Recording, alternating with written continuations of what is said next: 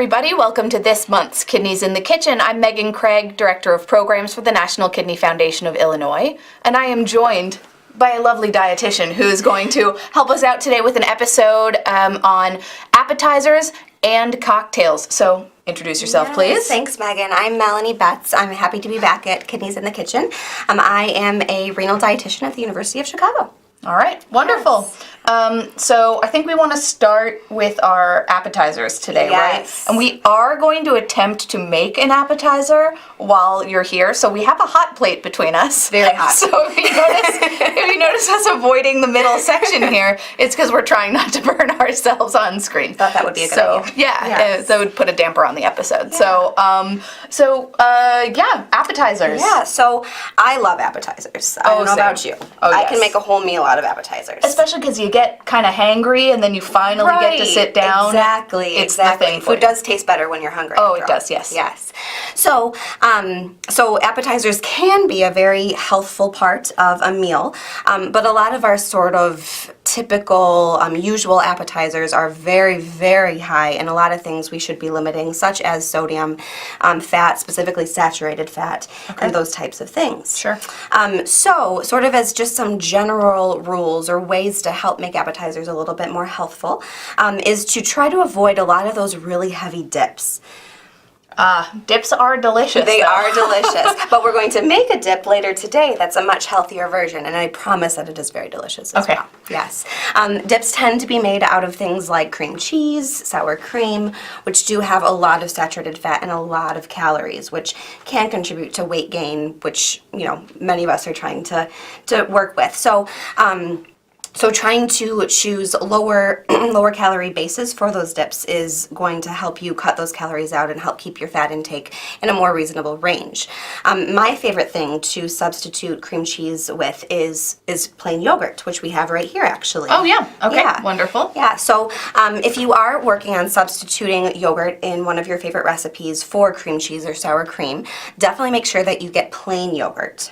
Plain yogurt, not, for example, vanilla which would taste gross, like garlic dip anyway. It would not work very well. Yes, plain yogurt really tastes a lot like sour cream anyway, and so it's going to be a great substitute for pretty much any of your dips, such as a spinach artichoke dip or sort of like a Mexicali dip, anything like that. Ooh, Mexicali dip, yeah. Mm-hmm. Yes. Okay, yes. But the vanilla or things like that tend to have all the sugar, correct? Yes. That's the other issue. Right, for sure. So even if you're making a sweet dip, you can maybe add the sugar in other ways? Yeah, absolutely. You could add just plain sugar, which we'll use a little bit later in this episode actually, but you have control over how much sugar you add then, so you can add just a little bit. Or if you'd like, some people like to use sugar alternatives that so you can add those instead, or you could add just a little bit of honey or something like that. Makes sense. Yes. The other thing that tends to add a lot of sodium to appetizer dishes is the crackers or chips that we are using to spoon those dips into our mouths. Of course. Yes. So potato chips, generally not a good option, especially if you're trying to limit potassium and generally have quite a bit of salt. But there are some better options in terms of crackers. You can actually find low sodium crackers in pretty much any cracker these days. I know you can find low sodium Ritz and those types of things. Sure. Yeah. Okay. Yeah. And I know we have the regular sodium and the low sodium version of this cracker. We do. So we can maybe give you some zoom in on that info there. Right. So you can see, let's see, sodium 160 milligrams. Yeah. That, I hope is the regular one. That is the regular one. Okay. And notice that that's only for 6 crackers. Ooh. And whoever only eats 6 Not crackers. many people. Yeah. Not many people. Okay. So you have to remember that all of these numbers pertain to only one serving of whatever food you're looking at. So 160 milligrams of sodium for 6 crackers can add up pretty quick. Yeah, for sure. Yes. Whereas we're seeing 50 milligrams, so a third, less than a third of the sodium in those less salt or hint of salt ones. Yes, absolutely. So looking for that low sodium version is a good idea. And also making sure that you look at the nutrition facts label, because even if a product says low sodium, that doesn't necessarily mean that it's low enough to fit within your daily goal of sodium intake. Sure. It just maybe means, it's lower. Lower than a lot of sodium. Yes, Okay. absolutely, Okay. absolutely. Cool. My other favorite way to help cut the calories in appetizers is to, instead of using crackers or chips to get those dips to your mouth, is to use vegetables instead. Sure, yeah. I know we brought some celery today. Celery is great. It's low potassium, so all of us can enjoy it. Very, very low calorie. Yeah, like no. Basically, no calories. And so that's a great way to get to eat those dips, basically. Sure. Yeah. I mean, we all know we're basically just trying to get the dip. It doesn't. Yes. The method of getting the dip doesn't matter maybe as much. Absolutely. So celery is a great option. Whole carrots or baby carrots are a great option. Okay. And also bell peppers are my other favorite. And all of those are low potassium vegetables, again, that all of us can have. Wonderful. And all, of course, probably things you want to use more with those savory dips. Yes, absolutely. All right. Another just kind of side tip is to, when you are putting together an appetizer display for a party that you may be hosting, make sure that you do have a lot of those healthy options and a lot of those vegetables and fruits, because then you can really fill up on those. And then if you do have the buffalo chicken dip that you really, really want to enjoy with real blue cheese and real cream cheese, you can have just a little bit of that, but you're filling up on the more healthful options. Sure, makes sense. Yeah. All right. All right, should we make some dip? Yeah, let's do it. Okay, we've got our hot plate here. We do. What do you need? You need, Let's get some olive oil in here. Awesome. So this is one of my favorite dips. I just discovered it recently, actually. So go ahead and maybe add 2 tablespoons or so of olive oil to that plate. I'm going to be guessing a little. Yeah, that look about good? It looks perfect. Okay. So this I actually found at a Turkish restaurant I was at a while ago. And I was like, this is delicious. So I looked it up online and I found a recipe, and it's actually very healthy. And so I've been making it. All right. So we're just going to let this olive oil heat up. I think this is on. This is our first time using it, so maybe. The red light isn't on, which tells me maybe it's not. Okay, we might be failing at using this. That's all right. That's all right. So as we're letting that olive oil heat up, let's talk about the next ingredient, which is carrots. Oh, okay. Yep. Yeah. We have some shredded carrots there. Yes. Okay. So I love these because you don't have to do anything to them. They come shredded. But if you did want to use the whole carrots for this recipe, you can do that as well. Okay. This recipe is going to call for 3 to 4 whole carrots. And if you don't buy them like this, just go ahead and peel them and then shred them. And you'll get about probably half a bag is what we'll use for this recipe. So we'll go ahead and get these ready.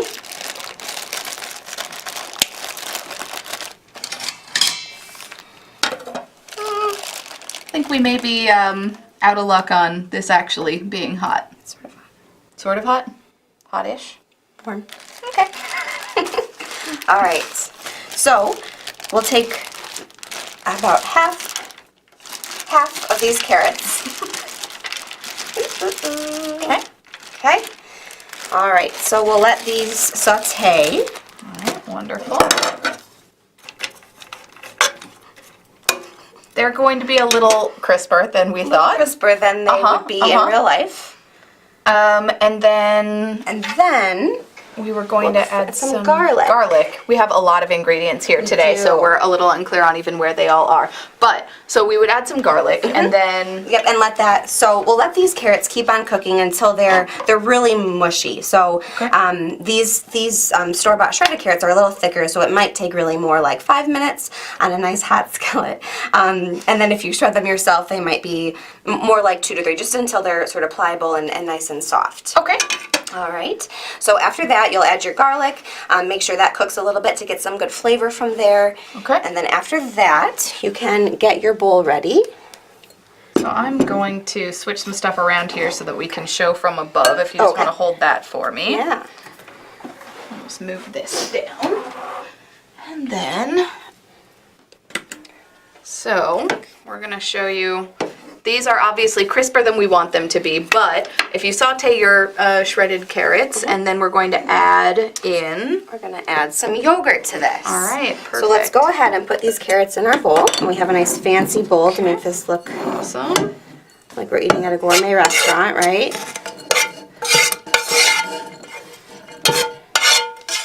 Okay. All right, perfect. So to the carrots, okay, we're just going to add about 1 cup of plain yogurt. All right.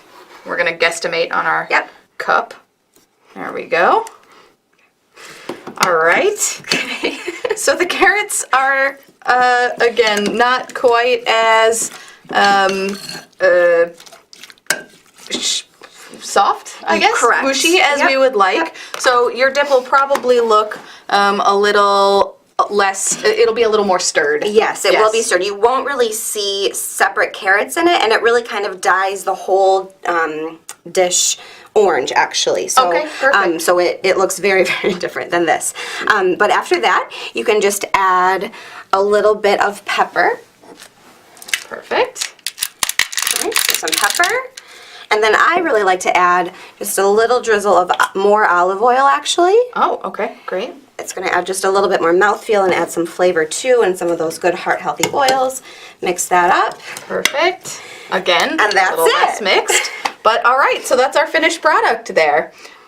So we'll go ahead and sit back down. But so yeah, obviously we had a bit of a technical difficulty with our hot plate. So you're going to get a little bit of a different look to your dip. But we will be offering this recipe as well online. Yes. So please do look for that. If you're watching this episode, you should be somewhere where you're also able to get the recipe. And with that, I'm just going to quickly remind everyone about our website. National Kidney Foundation of Illinois' website offers a ton of excellent information for kidney patients in any stage, dialysis, post-transplant. Right now, I'm showing our nutrition, diet and nutrition section. And just as a reminder, for those of you who are in stage 5 or on dialysis, we have our everyday eating cookbook with lots of great recipes. And this section of the website is also where you'll be able to find that recipe of what we just attempted to make. Excellent. With some caveats. It really does look better, I promise. Yeah, I would eat this. Yeah. So it'd just be crunchier than we meant it to be. Right. Okay, wonderful. So with every great appetizer, You need something to drink. yes, definitely. And we Yes. know a lot of people who are watching may be on fluid restrictions, so of course do keep in mind your fluid restrictions when we're talking with you about these delightful cocktails and mocktails. Yes, yes. Yeah. So I get this question a lot with patients: is alcohol okay for me to have? And the answer is maybe. Everyone's different. Sure. I think the first most important thing to keep in mind is to ask your doctor if alcohol is all right for you to have. There are a lot of medications out there that alcohol doesn't go very well with. Of course, yeah. Do make sure that you ask your doctor if it's okay for you to have alcohol. And if your doctor clears you, you're all right. Then there is, of course, limits that all of us should be following. Sure, of course. Yes. So for women, we should have somewhere around no more than 1 drink per day if we do choose to have alcohol. Okay, and those obviously don't have to be exactly 1 per day, but the idea is that you get 7 a week. Is that right? I would say more like 1 per day. So Okay, if so you don't wanna if you don't drink load all them week, all that up. doesn't necessarily Okay. mean that you can have 7 drinks in one day. Not that you would Yes. necessarily be able to do that anyway, Right, but right. Yes. So really, 1 drink per day, no more than that per Okay. day average. And what is 1 drink? That happens. It's a question too. Oh, so for men, it's 2 drinks per day. Women, 1 drink a day. Okay. Men, 2 drinks per day. So 1 drink is equivalent to 12 ounces of beer. okay. So So we'll move our delightful appetizer out and So- show. Oh, well, that's from overhead, but still. yeah, 12 ounces of beer. So that is, of course, 1 can of beer or 1 draft beer that you might get at a restaurant. Sure. And so yeah, it's like a pint. Is that right? Or it's less than a pint? A pint Less would be than 16. a pint. A pint is 2 cups, so that's 16 ounces. Yes, so Okay. a little bit less than a pint. A little bit less than a pint. So if you're Yes. served a pint, you should maybe leave a little in the glass. Exactly. Okay. Perfect. Exactly. So that's beer. Or for wine, it's actually 6 ounces. Oh, okay. So 1 bottle of wine is going to got give you this. around 6 glasses of wine. Tinier glass, as you can see. Yeah. So we have, it's just, it's definitely less than the beer glass. Yes. As you can Wine has tell. about a lot of times more than twice the amount of alcohol per volume than beer does, so that's why we get less wine per serving. Makes a lot of sense, yeah. Yes, yes. Okay. And then if you do choose to drink liquor, so whiskey or vodka or something like that, then 1 ounce is the serving, so that's just 1 shot glass, basically. Which is this cap, right? Is Yes. 1 ounce? Yep. Okay, perfect. Exactly. So, as you can see, definitely smaller than what you get. Obviously, much more alcohol in vodka compared to wine or beer. Makes sense. Yes. Yes. Yes. So all of that is for, of course, if you're choosing to actually drink alcohol. All of the drinks that we're talking about today are actually mocktails. So hopefully we'll come up with some fun ideas, things to make you feel fancy without actually choosing to consume the alcohol and the calories and that sort of thing. Sure, of course. Yeah. All right, so, and I liked your point earlier that alcohol does contribute to your total daily volume if you do have to restrict volume if you are on dialysis. So keep that in mind as we're talking about all of these things. Sure. All right. Okay. So with any mocktail or real cocktail, a lot of times there's a lot of sugar in those types of things. Yes. Yes. That is definitely the case. Things like daiquiris or pina coladas are tons of sugar. So keep in mind that contributes lots of calories, and if you have diabetes, then obviously that can send your blood sugars out of whack. So it's really important to choose drinks, cocktails or mocktails, that are lower in sugar and lower in calories. Okay. So you can choose things like lighter juices. So this cranberry juice has only 50 calories per cup. You can see over here a serving. Working with some lighting issues there. Serving is 8 ounces, and that's only 50 calories. Okay. Compared to sort of regular cranberry juice, that's going to be somewhere around 120, I would guess, calories per cup. So that's a really great way to cut out some of the sugar and some of the calories. Okay. Yeah. Wonderful. Yeah. Another way is to use those sugar substitutes. You can use those to sweeten your drinks. Sure. Okay. And do remember that things like honey or agave or molasses or any of those sort of trendier sugars are still sugar. It does the exact same thing in your body. It doesn't matter if it's plain old baking sugar or honey. It's the same thing. Okay. Yeah. I always have this idea that honey is somehow Makes you feel better. Like it's better. I'm like, oh, it's gooier. There's got to be less. No. It's more delicious. It is delightful. Yes. Just sugar. Okay. Fair enough. Yes. All right.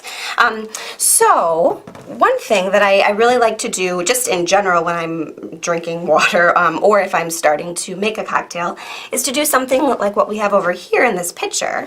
Oh. Hold that up a bit. Yeah. So, I don't know. We'll go from the above and see if you can see it a little better. Yeah. What we've got in here, it looks like we've got some lemon, and I believe that's basil, fresh basil leaves. Then I think you can see down here at the bottom, we've got some blackberries floating in there as well. So it is quite delicious looking from over here. It is. So it's just water with all of these really pungent, flavorful ingredients just sitting in there. And so you can just put this in your fridge and just have this to drink. And it's going to add just a little bit of oomph to that water that's normally kind of boring. Sure. And so that will really kind of just give it some flavor. And it's also a great base to a mocktail. Okay, wonderful. Yeah. Great. All right. Okay.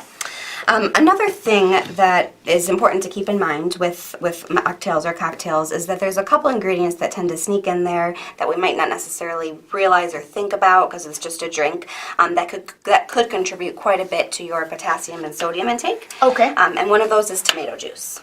Tomato juice. Oh, I definitely never would have thought of that. But yeah, for those Bloody Mary type drinks. Exactly. So 1 cup of tomato juice or Bloody Mary mix has somewhere around 600 to 700 milligrams of sodium. Oh. Which is quite a bit. Okay. Yeah, and usually there's olives and maybe some cheese and pickled vegetables on there, which is just going to add even more salt. Yeah, and if you've already had your cracker appetizer. Yes, exactly. So. Exactly. Okay. So I wanted to mention that, keep that in mind. And also, tomatoes have lots of potassium, which many of us know. So if you do need to restrict potassium, that tomato juice is just concentrated tomatoes. So be really careful with that. Okay. Makes sense. Yes. All right, so let's make a mocktail. All right. Yes. See if we, since we don't need heat for this one, Yeah, this hopefully one it works should out go a little better. Should go more smoothly. All yes. right. So All right, so this is got our kind glass of to start. a cranberry cocktail that I thought would be pretty delicious. So we have a fancy sort of highball glass right here. So I want to start with some fresh or frozen berries. Yes. So we have frozen cranberries. So if it's not the holidays, you might have a hard time finding real cranberries, but frozen fruit works just fine. So I'm going to put some cranberries in the glass Oh, here. they look nice and dark red in the glass. Right. And because they're frozen, they might actually be easier to squish anyway. All right. All right. Then I'm going to add just a little bit of actual real sugar. Okay. Yep. And I am choosing to use real sugar Instead of those instead substitutes. of the substitutes because I'm going to use just a little bit. Okay. And so I have control over how much is in there. And I need that little bit of sugar for the graininess Oh, yeah. Okay. to muddle these cranberries. Got it. Okay. So we'll go ahead and take this muddle stick and I'm just going to squish these cranberries all around. I'm going to get all of that nice juice and color out of them. And the sugar is really important because it helps muddle those cranberries. All right, how's that look? Looks beautiful. Awesome. Nice and dark. Yeah. All awesome. right. All right. So next I'm going to add just some sparkling water. Okay, perfect. You can use just soda water. You could choose to use a lime flavored sparkling water if you wanted to, but there's enough flavor in here you really don't need to. Sure. Okay. All right, so go ahead and add that. And sparkling water, still water, Still same, water. same deal, right? thing. Yep, There's yep. no extra stuff in there. Yes, yep. Okay, perfect. Many of them. Always check the nutrition label. Sometimes there are extra juice and extra calories in there, but a lot of the waters today are just plain. All right. Awesome. All right. One last thing, Sure. because you have to add as much color as possible. If we just add some lime to here. Ooh, yeah. That looks good. All right, add some lime. We have so much stuff here. I don't know if And you we guys have a can even see cocktail. this. All right, perfect. Yes. Well, everyone, we're about out of time, but thank you so much for joining us. I'm actually going to drink this beverage when we're done here because it looks so good. So we will look forward to seeing you next month. Thank you again so much for Thanks, being Megan. here. And everyone have a good month. Just as a reminder, if you need any information, please do visit our website. That's nkfi.org, like National Kidney Foundation Illinois.org. All right, everyone. We'll see you next month. Thanks so much.